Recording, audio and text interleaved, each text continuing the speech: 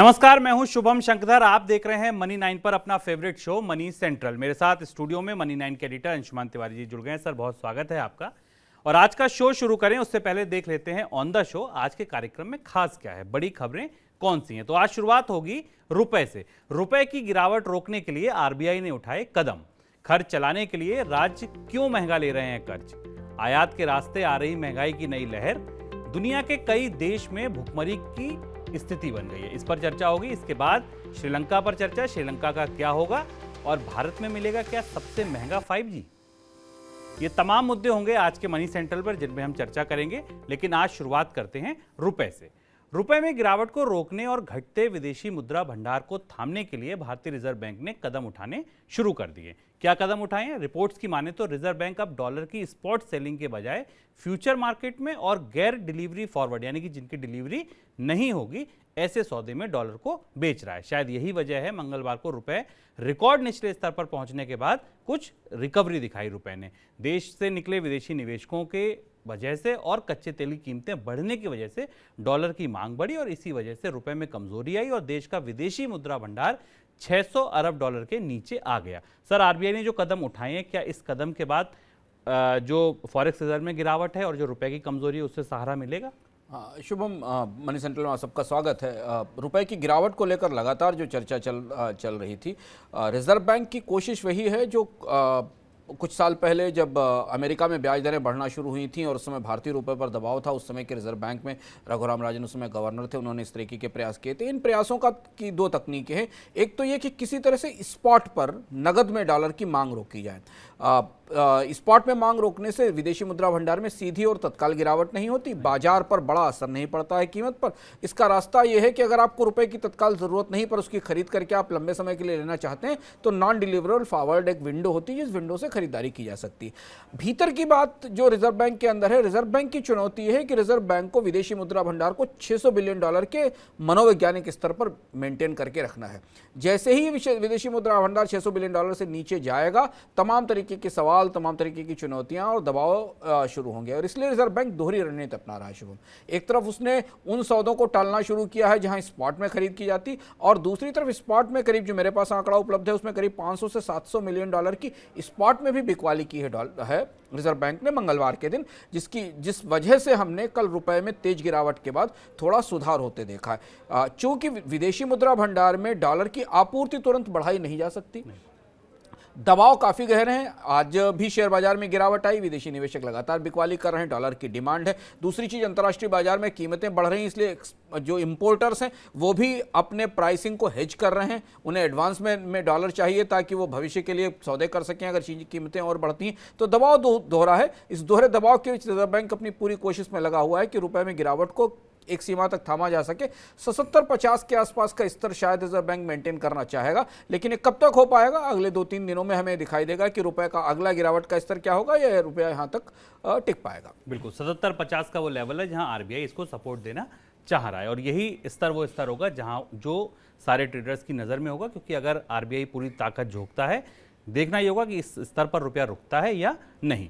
Reserve bank की तरफ से ब्याज दरें बढ़ाए जाने के बाद पूरी अर्थव्यवस्था में कर्ज महंगे होने लगे। कर्ज महंगे हुए तो बॉन्ड यील्ड भी बढ़ने लगी। अब राज्यों के लिए कर्ज और महंगा हो गया है। मंगलवार को स्टेट डेवलपमेंट लोन यानी एसडीएल के लिए कर्ज की दर 34 बेसिस पॉइंट बढ़कर 7.69% तक पहुंच गई। एसडीएल के तहत इस साल अब तक 40% कम लोन लिए गए, यानी कि जो दर बढ़ी है वो ऐसा नहीं है कि बहुत ज़्यादा डिमांड की वजह से बढ़ी है, क्योंकि 40% लोन तो पिछले साल के मुकाबले कम लिए गए। इसके अलावा 10 राज्यों ने और केंद्र शासित प्रदेशों ने कर्ज नीलामी में अभी भाग ही नहीं लिया। इसके बावजूद कर्ज की दर बढ़ रही है। सर, स्टेट के लिए कर्ज की लागत कैसे कम हो पाएगी अगर अभी ये स्थिति है जब नीलामी में लोग आ नहीं रहे हैं, 10 राज्य नहीं आ रहे हैं, पिछले साल के मुकाबले अभी मांग कम है, कैसे ये लागत मैनेज करेंगे राज्य? ये इस बात को दिखाता है कि जो क्रेडिट की मार्केट है भारत में, खासतौर से सरकारी क्रेडिट की मार्केट है, उसमें डिमांड सप्लाई का मिसमैच कितना बड़ा है। अभी बहुत बड़ा हिस्सा भारत के राज्यों का लोन के लिए, नए वित्त वर्ष के लोन के लिए, अभी उन्होंने नए वित्त वर्ष की बारोइंग शुरू नहीं की है। नए वित्त वर्ष की बारोइंग के लिए बाजार से बाहर है और बॉन्ड यील्ड्स 8% के आसपास खड़ी हुई हैं। और यहाँ बाजार क्यों ऐसा कर रहा है, ये सवाल समझना जरूरी है। बाजार इसलिए से कर रहा है क्योंकि बाजार ये सुन रहा है कि जीएसटी का कंपेंसेशन जून से बंद हो जाएगा। वित्त मंत्री ने स्पष्ट रूप से कहा है सरकार सरकार की तरफ से स्पष्ट रूप से कहा गया है कि राज्य सरकारों को अब कंपेंसेशन नहीं मिलेगा। तो अगर आप एक इन्वेस्टर के नजरिए से सोचें और आप बॉन्ड इन्वेस्टर हो तो आपको राज्यों की बैलेंस शीट अगले 6 महीने की साफ खुली दिखाई देती है। आपको पता है कि उत्तर प्रदेश का घाटा कितना है, मध्य प्रदेश का घाटा कितना है, राजस्थान का घाटा कितना है। और ये सरकार जब बाजार में कर्ज लेने आएगी तो बैंकर को या इन्वेस्टर को ये पता होगा कि इनके पास रेवेन्यू का एक सोर्स कम होने वाला है और भविष्य में खर्च और घाटे बढ़ने वाले हैं। और इसलिए राज्यों को लोन देने को लेकर ब्याज दरों में और ज्यादा बढ़ोतरी दिखाई दे रही है केंद्र सरकार की तुलना में। स्थितियां थोड़ी विषम होंगी, विकट होंगी आने वाले समय में, क्योंकि केंद्र सरकार से आने वाला राजस्व कम होगा और दूसरी तरफ ब्याज दरों में बढ़ोतरी रहेगी। और शायद यही वजह है कि केंद्र सरकार रिजर्व बैंक पर दबाव बना रही है लगातार कि वो बॉन्ड यील्ड्स को कम किया जाए, क्योंकि अगर केंद्र सरकार के लिए कर्ज की दर थोड़ी कम होगी तो परोक्ष रूप से उसका थोड़ा लाभ राज्य सरकारों को मिलने वाले जो एसडीएल है, जो स्टेट डेवलपमेंट लोन्स हैं, उनमें दिखाई देगा। दूसरी एक और महत्वपूर्ण चीज जो चल रही है, जो सूत्रों के जरिए पता चली है कि केंद्र सरकार रिजर्व बैंक की मदद से यह भी जानने की कोशिश कर रही है कि राज्य किन जरूरतों के लिए कर्ज उठा रहे हैं, उनके कर्ज की कौन सी जरूरतें हैं और क्या उन जरूरतों को पूरा करने के लिए राज्यों को अपने खर्च में कटौती करनी पड़ सकती है, और अगर बहुत ज्यादा बोरोइंग नहीं करनी पड़ी, क्योंकि अब बाजार में बोरोइंग क्राउड आउट होने का खतरा भी, राज्य सरकारें भी आएंगी, केंद्र सरकार भी लेने के लिए आएगी। तो क्या आने वाले समय में हमें कुछ राज्यों में खर्च में कटौती दिखाई देगी, जरूरी खर्चों में कमी दिखाई देगी, ये भी हमें देखना होगा। तो अगली तिमाही राज्यों के बजट के हिसाब से अगर आप बॉन्ड बाजार के नजरिए से देखें तो बेहद महत्वपूर्ण होने वाली, हम इस पर करीब से नजर रखेंगे और मनी सेंट्रल में आपको बताएंगे कि किस राज्य के खजाने में हो क्या रहा है। और कर्ज राज्य सरकारों के लिए महंगा हुआ, केंद्र सरकार के लिए महंगा हुआ और देर सवेर आपके लिए और हमारे लिए भी महंगा हो ही गया, क्योंकि रिजर्व बैंक ने भी नीतिगत दरों में 40 बेसिस पॉइंट की बढ़ोतरी अभी हाल में ही की है। अब बढ़ते हैं आगे और मनी 9 की स्पेशल रिपोर्ट देखते हैं कि एफएमसीजी कंपनियां कौन कौन से तरीके निकाल रही हैं महंगाई से लड़ने के। अब की दफा जब आप 10 रुपए का लिटिल हार्ट्स बिस्किट खरीदें तो हो सकता है कि आपको इसमें कुछ कम बिस्किट मिले या बिस्किट पहले से कुछ पतले हो गए हों। 2 रुपए से 10 रुपए तक के दाम वाले पैक में अब आपको कम सामान मिलेगा। कंपनियों ने इन पैक्स का वजन घटा दिया है।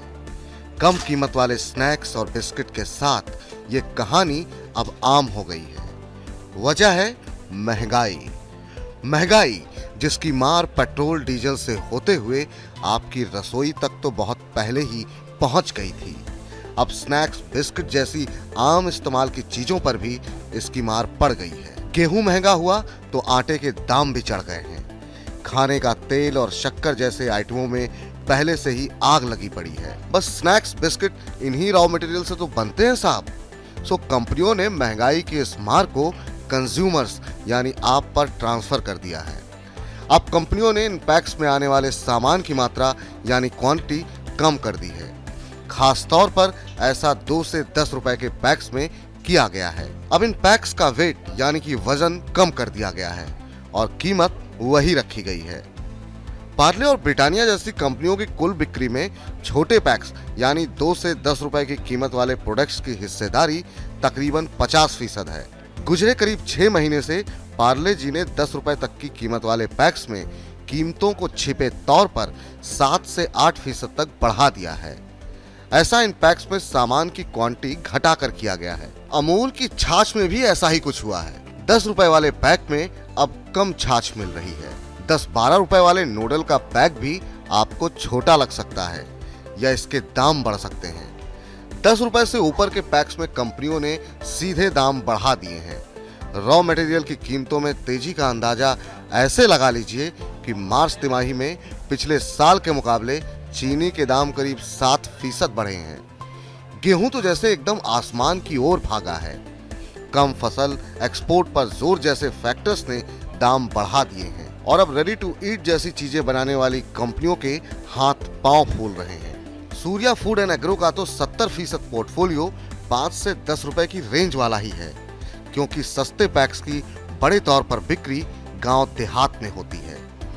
पहले से सुस्त डिमांड के दौर में कंपनियों और ग्राहकों दोनों के लिए ये महंगाई अब सबसे बड़ी मुश्किल साबित होती दिख रही है। मनी 9 के लिए प्रवीण शर्मा। तो ये आपने देखी स्पेशल रिपोर्ट प्रवीण शर्मा की, जहां वो बता रहे हैं कि कंपनियां अगर दाम नहीं बढ़ा रही हैं तो कैसे पैकेट की का वजन कम कर दे रही हैं। इस महंगाई पर अंशुमान जी की टिप्पणी ले उससे पहले एक महंगाई के बारे में आपको और बताते हैं। रुपए की कमजोरी ने महंगाई की नई लहर को न्योता दे दिया। कमजोर रुपए की वजह से हर वो सामान महंगा होने की आशंका है जिसके लिए हम आयात पर निर्भर हैं। इसमें पेट्रोल डीजल तो है ही, इसके अलावा बहुत सारा इलेक्ट्रॉनिक सामान जैसे स्मार्टफोन, लैपटॉप, टीवी, फ्रिज, ऐसे उपकरण भी महंगे हो रहे हैं। अधिकतर सर कच्चा माल ऐसा है जो विदेशों से हम आयात करते हैं, बहुत सारी चीज़ें ऐसी हैं जो हम डायरेक्ट पूरा प्रोडक्ट ही आयात करते हैं। आपको क्या दिख रहा है, कंपनियां क्या चीज़ देखकर परेशान है, क्या आपको लगता है आगे उनकी क्या रणनीति हो सकती है भविष्य में? शुभम, यहाँ से रुपया 77-50 पर है, 78-79 के लेवल मिल रहे हैं। कुछ एजेंसियां साल के अंत तक 80-82 तक जाने की बात करें। इस बात को अपने ध्यान में रखिए और ये ध्यान में रखिए कि 2019 और 2020 की तुलना में लगभग सारी चीज़ों की, गेहूं और खाद्य तेल, कच्चे तेल से लेकर सीमेंट, स्टील और दुनिया भर में जो भी सामान है उनकी कीमतों में औसतन 15 से 50% तक की बढ़ोतरी हो चुकी। ये दो चीज़ें हमारे सामने रखने की जरूरत है और ये दो चीज़ें कंपनियों को दिखाई दे रही हैं। तो कोशिश क्या होती है महंगाई से लड़ने की? जैसा हमने एक बार चर्चा में कहा था कि कंपनियां एक सीमा से अधिक कीमतें भी नहीं बढ़ा सकती और जब कीमतें बढ़ाने की सीमा खत्म हो जाती है तब वो उत्पाद के वजन में या उसकी सामग्री में कमी शुरू करती हैं और वो हमें भी दिखाई देता। 10 रुपए का पैकेट 15 रुपए का नहीं बेचा जा सकता क्योंकि 10 रुपए का प्रोडक्ट 10 रुपए का ही होगा। तो 10 रुपए के प्रोडक्ट में अगर 10 ग्राम सामान मिलता है तो कंपनी के पास अब और कोई ऑप्शन नहीं कि उसे 11 रुपए करे, उससे वो 10 ग्राम के सामान को 6 ग्राम या 8 ग्राम करेगी। तो हम महंगाई के उस बेहद कठिन स्तर पर पहुंच चुके हैं जहां आप जिस सामान को खरीदने के लिए 10 रुपए दे रहे थे उस सामान को खरीदने के लिए अभी भी आप 10 रुपए देंगे पर उस सामान उससे कम होगा। साबुन का वजन कम होना, खाने पीने की चीजों के पैकेट्स का कम होना, यह कंपनियों की दूसरी स्ट्रेटेजी होती है। पहले वो कीमतें अधिकतम सीमा तक बढ़ाती हैं और उसके बाद फिर अपने उत्पाद में कमी करती हैं और यह वो महंगाई का विकट स्वरूप है जो हमें कंपनियों के बैलेंस शीट में और बाजार की दुकानों में दिखाई दे रहा है अगर आप करीब से इसे देखने की कोशिश करें। यहां से दूसरी बात बड़ी यह है कि कंपनियों को भी अभी दिखाई दे रहा है कि भारत में रुपए की कीमत डॉलर की तुलना में लगातार गिरती जानी है। तेज नहीं तो धीमे धीमे गिरती जानी है, 77, 50, 78 के आसपास है और यहां से भारत में इंपोर्टेड महंगाई का दौर शुरू होता है, आयातित महंगाई का दौर शुरू होता है जो अभी तक शुभम कच्चे तेल के माध्यम से, गोल्ड के माध्यम से या बाकी कुछ चीजों के माध्यम से आ रही थी। लेकिन भारत में इलेक्ट्रॉनिक्स, केमिकल्स, मशीनरी, अगर आप फ्यूल को अलग हटा दें, फर्टिलाइजर, एडिबल ऑयल्स, ये एक बहुत बड़ी बास्केट है भारत के इंपोर्ट की जो पूरी तरह से रुपए की कीमत पर किसे सेंसिटिव है और इसलिए अगली जो बड़ी तेजी हमको दिखाई पड़ेगी कीमतों में बढ़ोतरी वो इलेक्ट्रॉनिक सामान में दिखाई देगी। इलेक्ट्रॉनिक्स कंपनियों ने खुलकर कहना भी शुरू कर दिया है कि हम अपनी इलेक्ट्रॉनिक सामान की कीमत बढ़ाएंगे। हमें मोबाइल फोन में, स्मार्टफोन में, टैबलेट में, कैमरेज में जो इलेक्ट्रॉनिक कंपोनेंट हैं उनमें, और ये बढ़ोतरी इसलिए नहीं होगी कि जिस देश में बन रहे हैं उस देश में उसकी कीमत बढ़ गई है, बढ़ोतरी इसलिए होगी कि हमारा रुपया या भारत की करेंसी कमजोर हो गई। तो अब दो फैक्टर्स हो गए हैं महंगाई के भीतर। महंगाई की परत में एक परत थी सप्लाई साइड चैलेंजेस की कि बाजार में मांग ज्यादा थी, आपूर्ति दुनिया के देशों से कम हो रही थी। दूसरा चैलेंज हमारे सामने आ गया कि जब हम इंपोर्ट कर भी पा रहे हैं तो उस इंपोर्ट की लागत रुपया कमजोर होने के कारण बढ़ गई और ये वो इंपोर्टेड महंगाई है जो लंबी चलेगी और इसीलिए कंपनियां उसकी तैयारी कम से कम अगले 3 क्वार्टर के लिए कंपनियां इसकी तैयारी कर रही हैं। और एक बार आप जानते हैं उपभोक्ता उत्पादों की कीमतें बढ़ती हैं तो फिर वापस लौटती नहीं है। बिल्कुल, इलेक्ट्रॉनिक उपकरण बनाने वाली कंपनी हायर ने कहा भी है कि वह इसी महीने दाम 3 से 5% तक बढ़ा सकती है। दूसरी तरफ स्मार्टफोन कंपनी रियलमी ने भी दाम बढ़ाने के संकेत दिए। सर, और कौन कौन से सेक्टर हैं जो आपको लगता है जहां पर इसका ज़्यादा असर होगा या जहां पर हम ज़्यादा महंगाई देख सकते हैं? केमिकल्स पे बड़ा असर होगा और केमिकल्स चूंकि बहुत बड़ा रॉ मटेरियल है, कमोडिटीज़ बहुत सारा जिनका हम इस्तेमाल करते हैं, प्लास्टिक से रिलेटेड केमिकल्स की दूसरा ये कि जो मशीनरी इंपोर्ट है, मशीनरी इंपोर्ट भी हम दोनों तरह से करते हैं, बड़ी और छोटी मशीनरी का, वो सारी लागत भी उत्पादन में लगकर हमारे पास आएगी और हमें नजर आएगी बढ़ती हुई। और इसका परोक्ष रूप से असर जो कच्चा तेल महंगा हो रहा है वो तो पड़ेगा ही, क्योंकि कच्चे तेल की महंगाई कंपनियां बगैर रुके अपने प्रोडक्ट की लागत में लगाकर या प्रोडक्ट की कीमत में लगाकर हमारे पास लेके आती हैं। सर, तीसरा सवाल अगर हम दूसरे छोर पर पूछें, ठीक है, रुपया कमज़ोर होने से हम महंगाई आयात करेंगे, चीज़ें महंगी हो जाएंगी, ये समझ आता है, लेकिन क्या एक्सपोर्टर्स को इसका फायदा होगा? क्योंकि वो तो जब अपना प्रोडक्ट बेच रहे होंगे तो उनको पेमेंट डॉलर में मिलना है, डॉलर मजबूत हो रहा है। ये बड़ा दिलचस्प सवाल है शुभम और ये गणित समझना हमारे लिए जरूरी है। पहली चीज, हमें इसको अगर हम प्योर करेंसी के नजरिए से देखें तो भारत की मुद्रा जितनी गिरी है बाकी मुद्राएं भी गिरी हैं, क्योंकि डॉलर इंडेक्स मजबूत हुआ है तो डॉलर की पैरिटी में दुनिया की जितनी करेंसीज हैं वो गिरी हैं। तो यहां इसे समझने के लिए हमें देखना चाहिए कि डॉलर, रुपया और डॉलर की पैरिटी पैरिटी के बजाय रुपया और युआन की पैरिटी क्या है, रुपया और बांग्लादेश के रुपए की पैरिटी क्या है, क्योंकि भारतीय निर्यातकों के जो प्रतिस्पर्धी बाजार हैं जहां लागतें पहले से ही कम थी, उनकी करेंसी में गिरावट से उनके निर्यातों की प्रतिस्पर्धात्मकता भारत की तुलना में ज्यादा बढ़ी है। तो पहली चीज तो ये समझना जरूरी है कि रुपए में गिरावट हमेशा निर्यातकों के फायदे के लिए नहीं साबित होती। दूसरा है कि भारत के निर्यातों का चरित्र या उनका ढांचा बाकी जगहों से अलग है। भारत के जो प्रमुख निर्यात हैं उनमें इंपोर्टेड कंपोनेंट, चाहे वो इंपोर्टेड सर्विसेज हो या वो इंपोर्टेड रॉ मटेरियल हो या इंपोर्टेड मशीनरी, उसका हिस्सा 30 से 50%। जैसे जेम्स एंड ज्वेलरी ले लीजिए, जेम्स एंड ज्वेलरी के हम बड़े निर्यातक हैं, लेकिन हम जेम्स एंड ज्वेलरी इंपोर्ट करते हैं और फिर उसके बाद उसको पॉलिश करके इंपोर्ट करते हैं। भारत पेट्रोलियम रिफाइनरी उत्पादों का बड़ा निर्यातक है, लेकिन कच्चा तेल इंपोर्ट करता है, कच्चे तेल की बढ़ी हुई कीमत आती है और फिर उसको हम निर्यात करते हैं। जैसे हम भारत में पिछले दिनों में इलेक्ट्रॉनिक्स या मोबाइल फोन के एक्सपोर्ट में काफ़ी बढ़त ली, लेकिन उसके कंपोनेंट्स हम इंपोर्ट करते हैं और उन्हें एक्सपोर्ट करते हैं। तो निर्यातकों को मिलने वाला लाभ कमजोर रुपए से तब बहुत अच्छा होता है जब प्रतिस्पर्धी अर्थव्यवस्था की या प्रतिस्पर्धी निर्यातक देश की करेंसी ना टूटी, और जब उनकी भी करेंसी टूटी है तो वो जो फायदा है वो स्क्वायर ऑफ हो जाता है, वो फायदा बराबर हो जाता है। इसलिए निर्यातकों को केस टू केस बेसिस में, कुछ निर्यातक जहां भारतीय उत्पाद काफी प्रतिस्पर्धात्मक है उन्हें कमजोर रुपए का लाभ मिलेगा, लेकिन सामान्य रूप से अगर पूरी निर्यात की बास्केट में देखें तो इसका असर थोड़ा सीमित रहेगा। बिल्कुल, ये इतना आसान नहीं है सीधा समझना कि रुपया कमजोर हुआ एक्सपोर्टर्स को फायदा होगा। इसके अंदर भी कई ऐसी जटिल व्यवस्थाएं हैं, परिस्थितियां जिनको समझना भी जरूरी है। अगली खबर, गेहूं और अन्य अनाज की कीमतें बढ़ने की वजह से दुनिया के कई देशों के सामने भुखमरी के हालात पैदा होने की आशंका जताई जा रही है।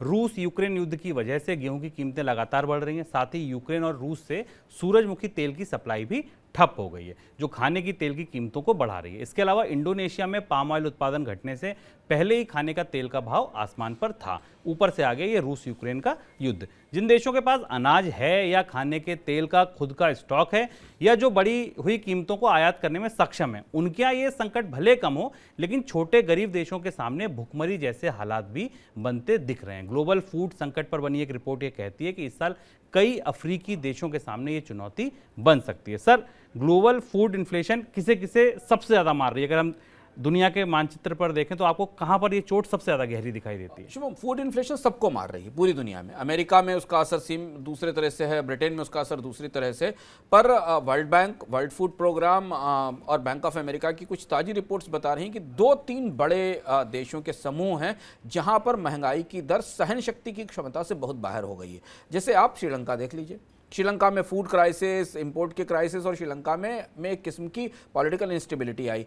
पाकिस्तान से लेकर पेरू तक, पेरू में भी हमने वही परिस्थिति देखी। अफ्रीका के कुछ देशों में की स्थिति सबसे ज़्यादा खराब है, जैसे कि इथियोपिया में इन्फ्लेशन रेट करीब करीब 34% के आसपास पहुंच गई है। जिम्बाब्वे में 66% की इन्फ्लेशन रेट है। बाकी हमारे पास जाम्बिया में 16% की इन्फ्लेशन रेट दिखाई दे रही है।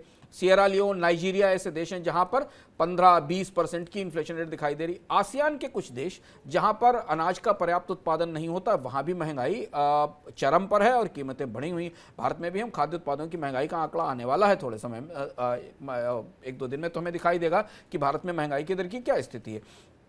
इसने 2 तरीके की चुनौती पैदा की। एक तो अफ्रीका के देश पहले से ही भुखमरी के शिकार रहे हैं, वहाँ बहुत सारे लोगों को खाद्यान्न उपलब्ध नहीं है। रूस और यूक्रेन से आने वाला अनाज उनके लिए प्रमुख स्रोत था। जैसे इजिप्ट को ले लें, इजिप्ट में 60% से 70% उनकी खपत का अनाज रूस और यूक्रेन और ब्लैक सी के रास्ते से आता था। ये खाद्य महंगाई जो अब दिखाई दे रही है पूरी दुनिया में, ये कई जगह राजनीतिक अस्थिरता की वजह बन सकती है। लोगों को अरब स्प्रिंग का वो दौर याद आ रहा है जब ट्यूनीशिया में क्रांति हुई थी, और वो क्रांति यहीं से शुरू हुई थी कि बाजार में कीमतें बहुत बढ़ी थी खाद्य उत्पादों की, और लोगों ने नाराजगी में भी सरकारों के खिलाफ विरोध प्रदर्शन शुरू किया था। श्रीलंका की स्थिति वो हम अपने सामने देख रहे हैं, और तत्काल इसका कोई उपाय उपलब्ध नहीं है, क्योंकि दुनिया के जिन देशों के पास भी अतिरिक्त भंडार है अनाज का, उन्होंने उसे प्रोटेक्ट करना, रोकना शुरू किया, क्योंकि सप्लाई के चैलेंज फसलों के बाद ही ठीक हो सकते हैं। तो ये बड़ा कंसर्न है, और ये कंसर्न दुनिया की राजनीतिक अस्थिरता के लिए भी चुनौती है। सर, श्रीलंका पर एक आपकी टिप्पणी अलग से चाहेंगे। श्रीलंका का भविष्य आपको कैसे दिख रहा है? क्योंकि वहाँ केवल फूड का संकट नहीं है, वहाँ राजनीतिक हालात, आर्थिक हालात बहुत ज़्यादा बदतर हैं। फॉरेक्स रिजर्व बिल्कुल खत्म होने की कगार पर, तो वहाँ आपको भविष्य कैसा दिख रहा है? श्रीलंका की स्थिति शुभम काफ़ी मुश्किल है। मतलब अगर आप व्यवहारिक रूप से श्रीलंका की परिस्थिति के भीतर जाकर समझने की कोशिश करें तो ऐसा लगता है कि जैसे पहली चीज़ तो वहाँ राजनीतिक स्थिरता है, जो नई सरकार आएगी वो कितनी लोकप्रिय हो पाएगी और कितने फैसले ले पाएगी उसे देखें। और केओस की स्थिति एकदम सारी कानून व्यवस्था बिगड़ गई है, गोली मारने के आदेश हैं, सड़कों पर खाने की कीमतों के खाने के कारण राइट्स की स्थिति है। पर यहाँ से सफ़र बहुत महंगा, बहुत लंबा है।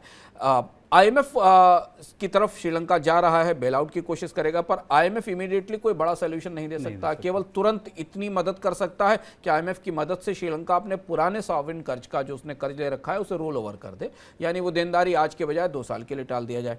पर दिक्कत केवल ग्रीस जैसी नहीं है। ग्रीस का सॉवरेन कर्ज डिफॉल्ट था, पर बाकी चीजें उनके देश की ठीक थी। सॉवरेन कर्ज डिफॉल्ट हुआ, आईएमएफ का बेल आउट आया और ठीक हो गए। श्रीलंका का ट्रेड डिफिसिट बहुत बड़ा है। श्रीलंका के पास इंपोर्ट के लिए पैसा नहीं बचा। थोड़ा बहुत भी पैसा अगर आएगा श्रीलंका के पास तो उससे बहुत बुनियादी ज़रूरतें पूरी हो पाएंगी, इंपोर्ट की, तेल या बाकी चीज़ों की। और तीसरी जो सबसे बड़ी स्ट्रक्चरल समस्या है श्रीलंका में, कि श्रीलंका में जो फार्मिंग में पिछली सरकार ने जो डिज़ास्टर किया, जैसे उसने फर्टिलाइजर की पॉलिसी बदली, खेती की पॉलिसी बदली, उसके बाद किसान पूरी तरह खेती से सिर्फ दूर हट गए। उन्हें समझाना, उन्हें वापस खेती में लाना और उन्हें खेती के बदले मुनाफा देना और उन्हें इस बात के लिए प्रेरित करना कि वो खेती करें, उस पर मुनाफा होगा, इसके लिए बहुत मजबूत ताकतवर पॉलिटिकल लीडरशिप की ज़रूरत है, जिसमें लोगों का भरोसा हो और जो लोगों को विश्वास करके वापस ला सके। वो मौजूदा परिस्थिति में नहीं दिखता। श्रीलंका का विपक्ष भी इतना ताकतवर नहीं है, क्योंकि श्रीलंका के राजनेता हमेशा भ्रष्टाचार और बहुत तरीके के स्कैंडल्स में फंसे रहे। वो भी उतना ताकतवर नहीं है कि वो कोई अल्टरनेटिव रिफॉर्म का पाथ श्रीलंका में रख सके, वैकल्पिक सुधार। और इसलिए श्रीलंका की समस्या खासी गंभीर है और आसपास के देशों को भी असर करने का उस पर असर है कि एक सीमा के बाद फिर पड़ोसी देशों पर प्रवास की, माइग्रेशन की, इसकी समस्याएं आना शुरू होती हैं, जो हमने इस तरीके की समस्याओं के कारण देखा है। बिल्कुल। तो श्रीलंका के लिए आप सोचिए कितने गंभीर हालात हैं कि आईएमएफ से पैकेज कौन ले। अंशुमान जी ने कल के कार्यक्रम में बताया कि पैकेज लेने के लिए एक सरकार का होना जरूरी है, एक चेहरे का होना जरूरी है, जो जाए, नेगोशिएशन करे, बात करे, पैकेज की बात करे। उस पैकेज से पहले घर के हालात इतने खराब हैं कि घर में आपको किसानों को समझाना है, व्यापारियों को समझाना है, गृह युद्ध जैसे जो हालात छिड़े हुए हैं इनसे बचाना है। तो माहौल केवल घर में खराब नहीं है, बाहर की स्थिति, घर की स्थिति हर जगह खराब है।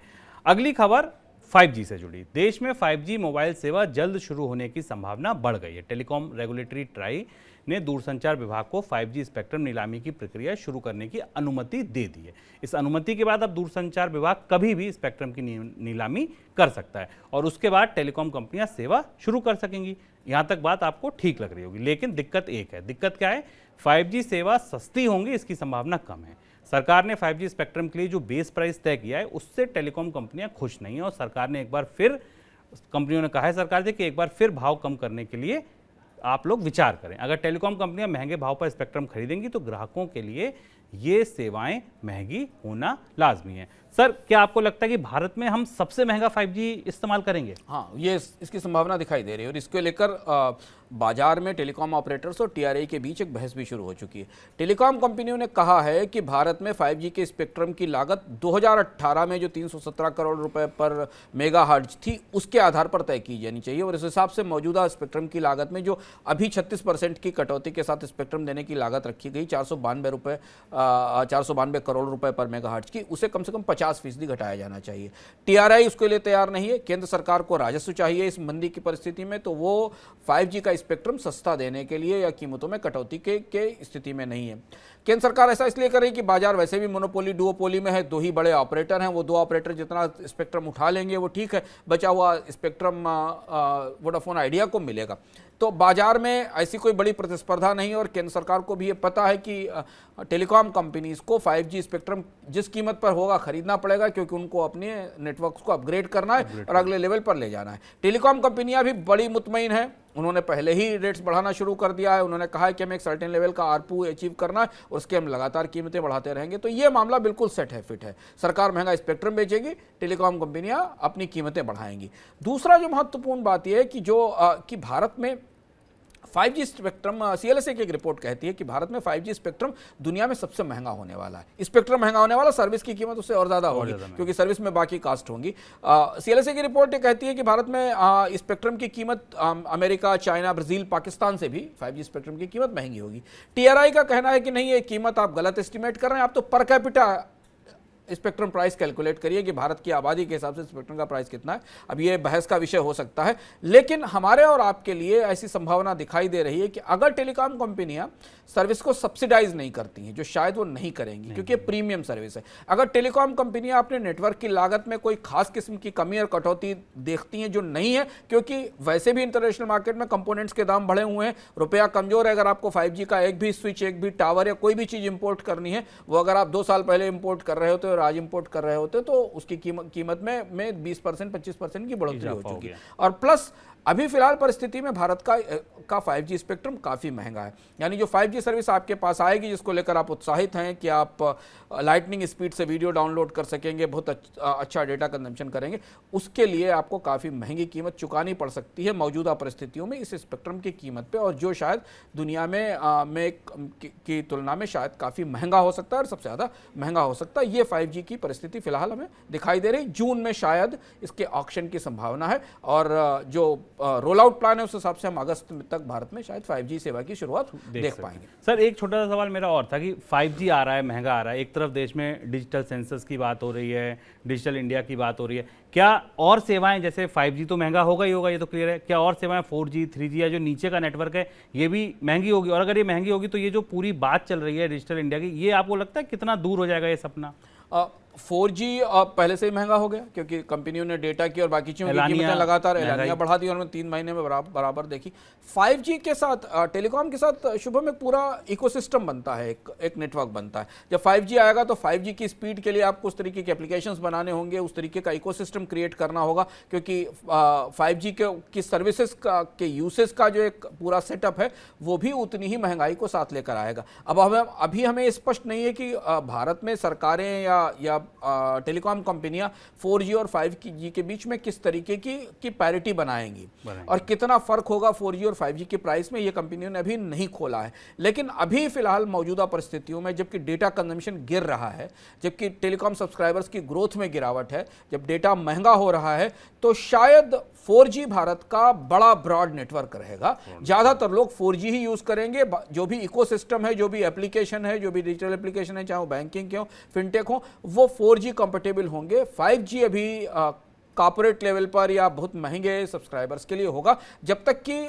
इतना बड़ा स्केल नहीं आ जाता जो 4G में है कि कंपनियों को इसकी कीमत कम करने का मौका मिल सके। बिल्कुल, यानी कि 5G की फाइलें विभाग में बढ़ने लगी हैं, स्पेक्ट्रम की नीलामी की तारीख आएगी, स्पेक्ट्रम पे बोलियां आएंगी, यहाँ से प्रोसेस आगे बढ़ेगा और देर सवेर हो सकता है, जैसा अंशुमान जी ने बताया। ये अनुमान है कि अगस्त तक हो सकता है 5G रोल आउट हो जाए और आपके मोबाइल में 5G के सिग्नल आ जाएं।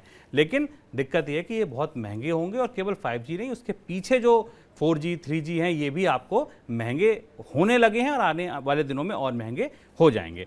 सर, बहुत शुक्रिया आपका जुड़ने के लिए, तमाम खबरों के विश्लेषण के लिए। आप लोगों का भी शुक्रिया पूरा कार्यक्रम देखने के लिए। कल शाम को आपसे 7 बजे फिर मुलाकात होगी मनी सेंट्रल में। दीजिए तब तक इजाजत, नमस्कार।